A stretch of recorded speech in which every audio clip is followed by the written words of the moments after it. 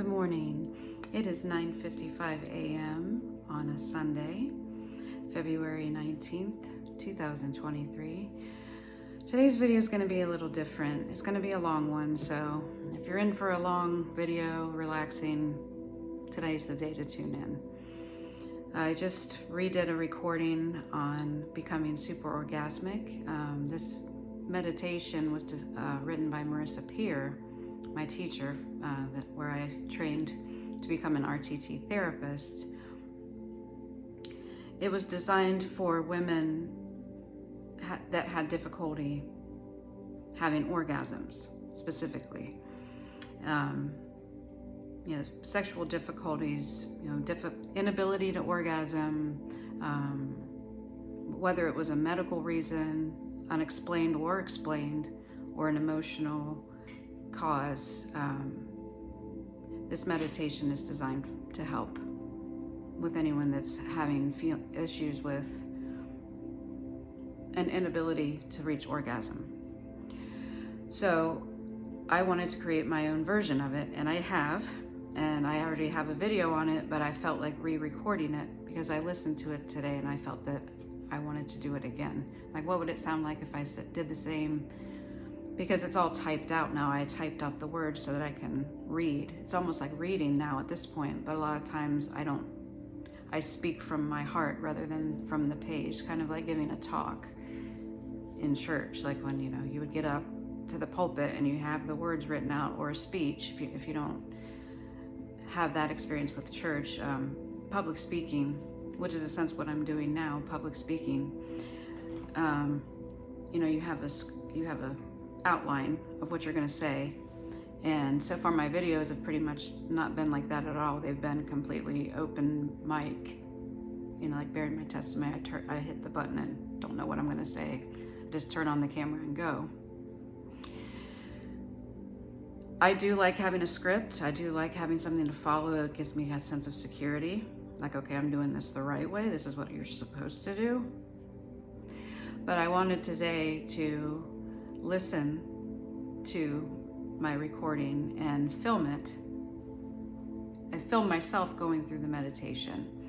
And I describe this meditation as a hands-off meditation, meaning you don't need to use your hands. You're actually in a meditative state, so when you hear that it's orgasmic, it isn't what you might be imagining. It is a relaxing, meditative state of mind that helps reprogram old conditioning. If you were taught that sex was wrong, that it was dirty, or if you were having sex with someone you were very angry with, but you felt like you had to make peace, maybe it was your husband, and it was kind of like your duty as his wife to forgive him, take care of his needs. I can't speak for all women, but I can speak for, I think, more women than maybe anyone realizes, that had difficulty with that had difficulty receiving pleasure from sexual interaction on, whatever level that they were experiencing it on. And that there are religions that teach that masturbation is a sin and that you will be severely punished if you do something like that. Is seen as very dangerous, very like you betraying your family, essentially. Like you could lose your family for eternity. There was a lot of pressure in the religion that I was raised. I was raised Mormon. It was not allowed. It wasn't talked about. I didn't even know that was something girls did until much later in life. When you hear about masturbation, I hate that word. I don't even like to say that word.